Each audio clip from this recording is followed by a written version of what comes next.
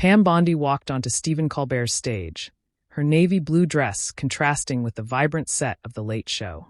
The former Florida Attorney General's confident smile masked the tension in the air as millions watched at home, just moments earlier. Colbert had introduced her with a sharp jab. Tonight, we have Trump's defender who seems to have forgotten her oath to the Constitution. The liberal audience erupted in laughter and applause while Bondi's jaw tightened. Colbert, with his signature smirk and designer suit, was sure this interview would be another easy takedown of a Trump supporter. But Bondi, with decades of legal experience and unwavering conviction, saw this as her chance to flip the script on national television.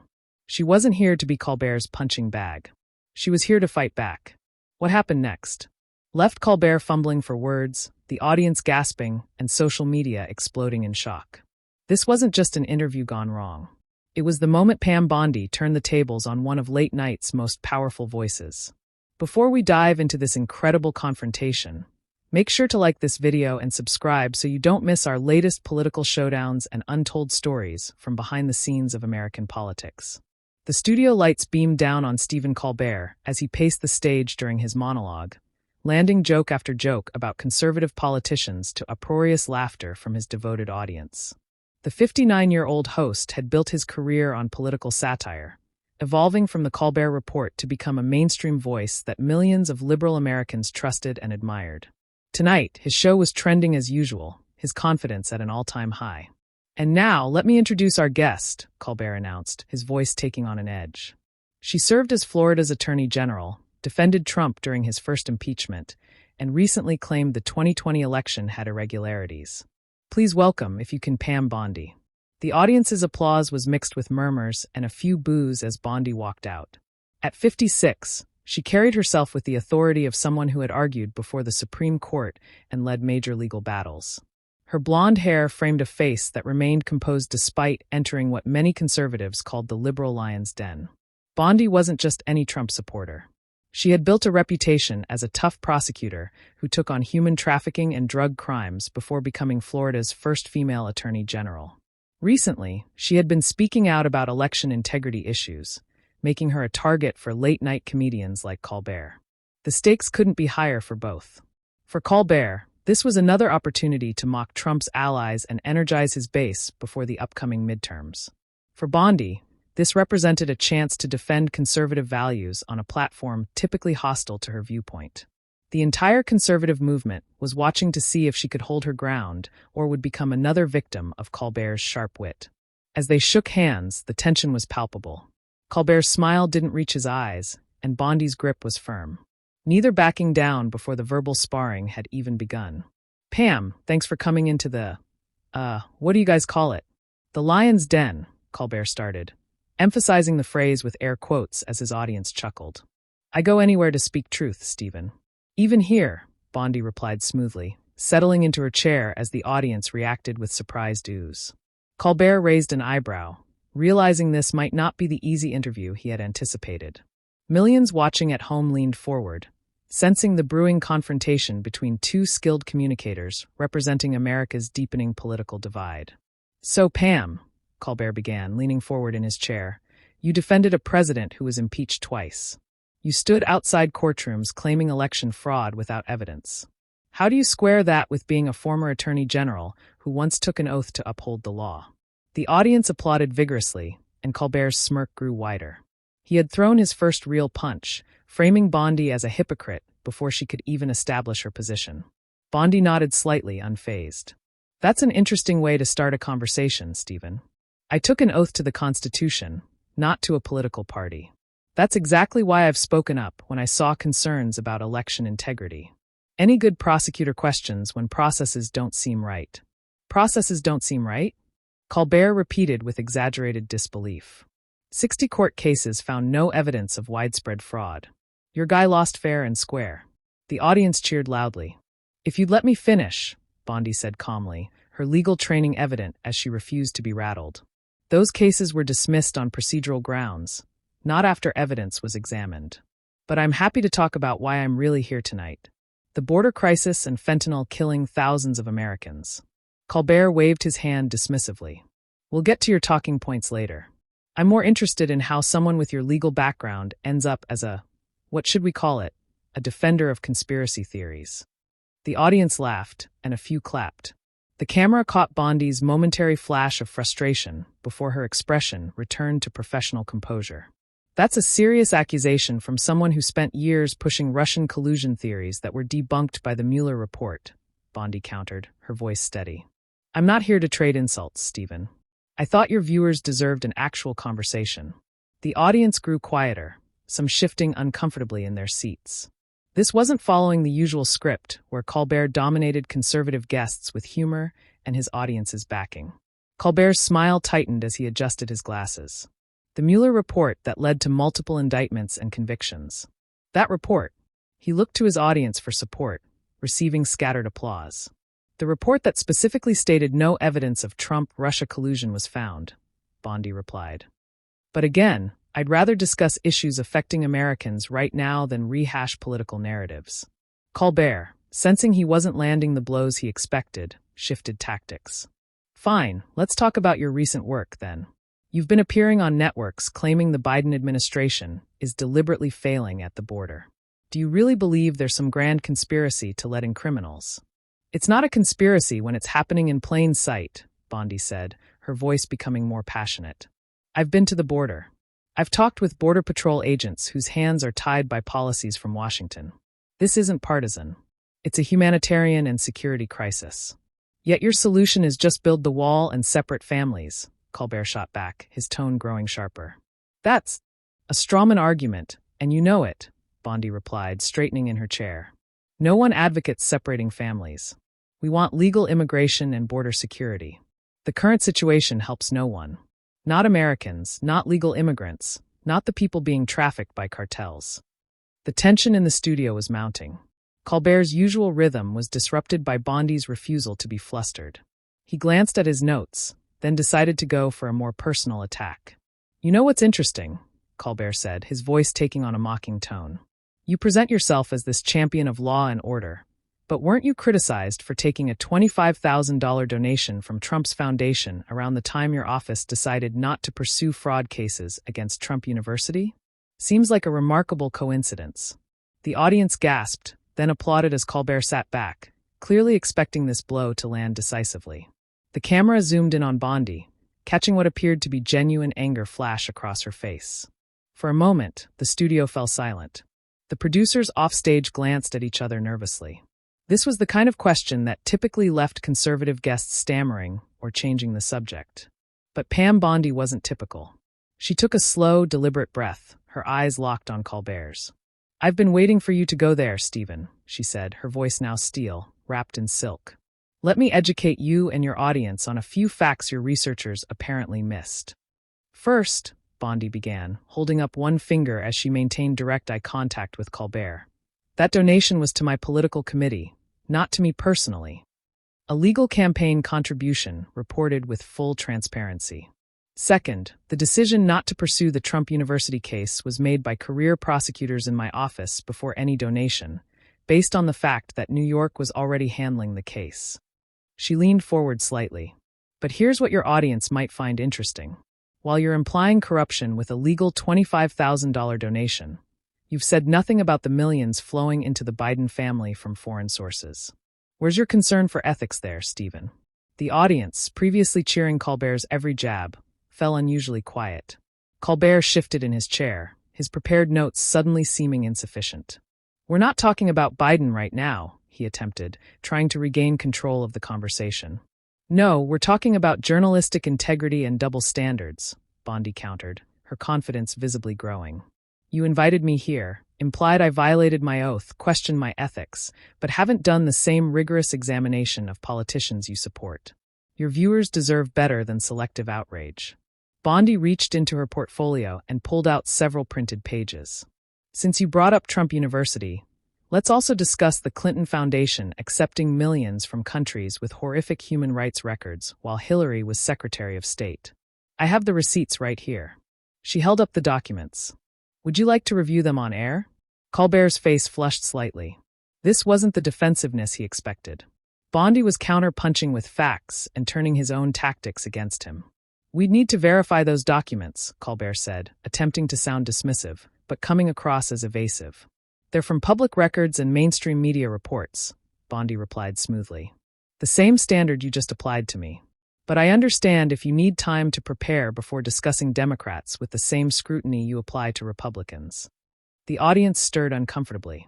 This wasn't the entertainment they had come for. They were witnessing their host being methodically challenged in a way rarely seen on the show. Colbert tried to pivot. "Let's get back to your current positions. You've been critical of the Justice Department's handling of—" "I'm happy to discuss that," Bondi interrupted firmly. "But I think your viewers noticed you just changed the subject when presented with inconvenient facts. That's the problem with our political discourse today. We don't apply the same standards across the board." Colbert's producer was frantically signaling from offstage, drawing a finger across his throat. The universal sign to cut this segment short. But Colbert, a professional with decades of experience, knew that abruptly ending now would only make him look worse. "Fair enough," Colbert conceded with visible reluctance. "You're saying there's a double standard, but you must admit the rhetoric from Trump and his supporters has been divisive." "Divisive like suggesting half the country is a threat to democracy?" Bondi asked, raising an eyebrow. "Or divisive like calling political opponents enemies of the state?" "Those weren't Trump's words. They came from the current administration," she continued before Colbert could interject. "Look, Americans are tired of the hypocrisy. They see inflation hurting their families, crime rising in cities, and a border crisis endangering communities. Yet, instead of solutions, they get lectures about how their concerns aren't valid or are somehow rooted in prejudice." The camera caught several audience members nodding in agreement. An unusual sight on Colbert's traditionally partisan show. "The American people are smarter than political elites give them credit for," Bondi said, her voice now passionate but controlled. "They see when media personalities like yourself use your platform to mock one side while insulating the other from criticism. They notice when legitimate concerns are dismissed as conspiracy theories only to be quietly acknowledged as true months later." Colbert, now visibly uncomfortable, glanced at his watch. "We're almost out of time." "Yes, conveniently," Bondi noted with a knowing smile. "But let me leave your viewers with this thought. You don't have to agree with me politically to recognize that healthy democracy requires honest debate and consistent principles. When we demonize those we disagree with or apply different standards based on political affiliation, we all lose." The studio had fallen into a stunned silence. Even those who disagreed with Bondi's politics could recognize that she had done something rare. She had come into hostile territory and not just survived, but commanded respect through preparation and poise. As the camera panned across the audience, their expressions told the story. Wide eyes, a few dropped jaws, and even some reluctant nods of acknowledgement. This wasn't the easy, conservative takedown they had expected to witness and enjoy. Colbert, a consummate professional, despite his obvious discomfort, knew he needed to end on a note that wouldn't make him appear completely defeated. "Well, Pam Bondi, you certainly came prepared tonight," he said, attempting to sound gracious, but coming across as strained. "I respect your audience enough to give them my best, Stephen," she replied with a smile that managed to be both warm and triumphant. "That's something I think we can all agree on. The American people deserve our best, regardless of politics." As the show cut to commercial, the studio audience sat in stunned silence for several seconds before breaking into uncertain applause, some clapping enthusiastically, others reluctantly joining in. Whatever their politics, they had just witnessed something unprecedented.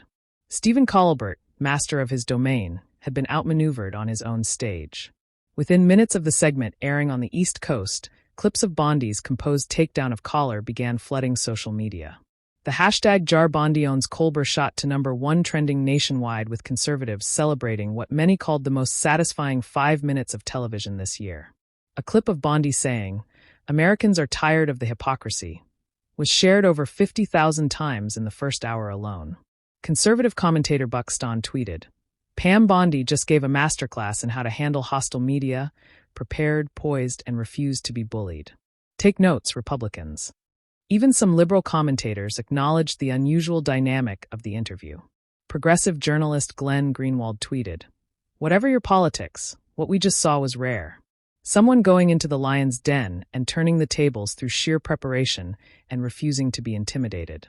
Media literacy means recognizing effective communication, even from those you disagree with." By morning, the impact was unmistakable. Fox News ran segments analyzing Bondi's performance, with one host declaring, "Last night, Pam Bondi did what conservative guests have failed to do for years. She came armed with facts, remained calm under pressure, and exposed the double standards of mainstream entertainment media." CNN reluctantly covered the viral moment, framing it as a contentious exchange that has conservatives celebrating while their panel discussed whether Colbert's team had inadequately prepared for Bondi's counteroffensive. The view counts on YouTube told the story. The official Late Show channel's clip of the interview was quickly becoming their most watched segment of the year, with the comment section filled with remarks like, "I don't even agree with her politics, but had to respect how she handled herself." And Colbert wasn't ready for someone who wouldn't be intimidated. Meanwhile, in the Late Show offices, an emergency meeting was called.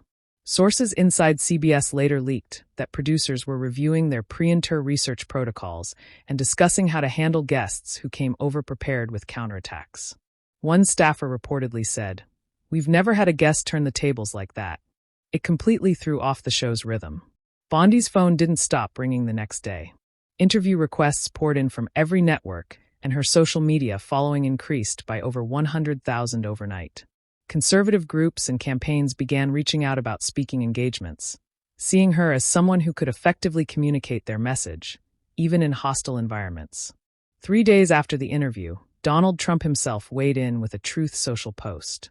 Pam Bondi showed the world how to handle fake news. "She's always been a fighter, smart, tough, and doesn't back down. We need more like her telling the truth about what's happening to our great country." The ripple effects extended beyond just one viral moment. Republican media training consultants began using clips from the interview as teaching examples. A GOP congressional candidate told Fox News, "I watched that exchange 5 times and took notes. That's exactly how we need to engage. Not getting defensive, not getting angry, but turning the tables with facts and exposing the double standards." Democratic strategists privately expressed concern. One anonymous advisor told Politico, "If Republicans start sending out more Bondis and fewer easy targets, shows like Colbert's lose their effectiveness as friendly territory for our messaging. We've counted on those platforms to reach younger voters with our framing of issues." The following week, Colbert himself addressed the moment briefly at the start of his show. "Last week, we had a spirited discussion with former Florida Attorney General Pam Bondi that got quite a bit of attention. We stand by our questions, but we also believe in having guests with different perspectives. That's what makes America great. We can disagree without being disagreeable most of the time." His attempt at humor fell flat. The audience's response noticeably more muted than usual. Behind the scenes, bookers for late-night comedy shows began approaching conservative guests differently, with one producer anonymously telling the New York Post, "The Bondi effect is real. We're now asking ourselves, is this person going to be a Pam Bondi?" Before booking, no one wants their host to end up in that position. For everyday Americans watching from home, the exchange represented something more fundamental than just politics. In an era of carefully controlled messaging and predictable media narratives, they had witnessed an authentic moment, a reminder that prepared conviction could still break through rehearsed talking points and laugh tracks. A month later, viewership data revealed an interesting pattern. While Colbert's ratings temporarily spiked due to curiosity about the viral moment, they subsequently dropped by nearly 15% among independent voters. Focus groups revealed that some viewers who had previously enjoyed the show's political commentary now saw it differently, with one participant saying, "I can't unsee how he tried to dismiss her when she challenged him. It made me question how many other guests get that treatment when they don't fit the narrative." Pam Bondi leveraged her newfound prominence to advance causes she cared about. Her appearances discussing border security and fentanyl trafficking now reached larger audiences, and she was increasingly invited to forums that had previously featured only progressive voices. When asked about the Colbert moment in subsequent interviews, she consistently redirected, "That was just one night of television. I'm more concerned about the issues affecting American families every day." 6 months later, journalism schools were using the exchange as a case study in interview tactics and counter-tactics. A Columbia journalism professor told students, "Whatever your political leanings, this interview demonstrates why preparation matters and why challenging your own assumptions before an interview is essential." Bondi succeeded because she anticipated the attacks and had factual counterpoints ready. The legacy of that one interview extended far beyond a single viral moment. It had become a template for effective communication across political divides, a warning to media personalities about the dangers of underestimating guests, and a reminder that in an age of carefully curated political theater, authentic exchanges still had the power to break through and resonate with the American people. For Pam Bondi herself, the most significant impact wasn't the fame or the viral moment. It was proving that conservative voices could effectively challenge the prevailing narrative, when armed with facts, conviction, and unshakable composure. As she later told a group of law students at her alma mater, the truth doesn't need anger or volume to be powerful. It just needs someone willing to speak it clearly, especially when it's not popular in the room. The nation had witnessed something rare in modern political discourse, a genuine moment of truth-telling that transcended partisan lines and reminded everyone that respectful but firm debate was still possible in America. If you found this breakdown of the Colbert-Bondi confrontation enlightening, don't forget to like this video and subscribe to our channel for more in-depth analysis of the political moments mainstream media won't cover. Hit that notification bell so you'll be the first to know when we upload new content exposing media bias and celebrating those who stand up for truth regardless of the consequences. Leave a comment below telling us what other political showdowns you'd like us to explore next.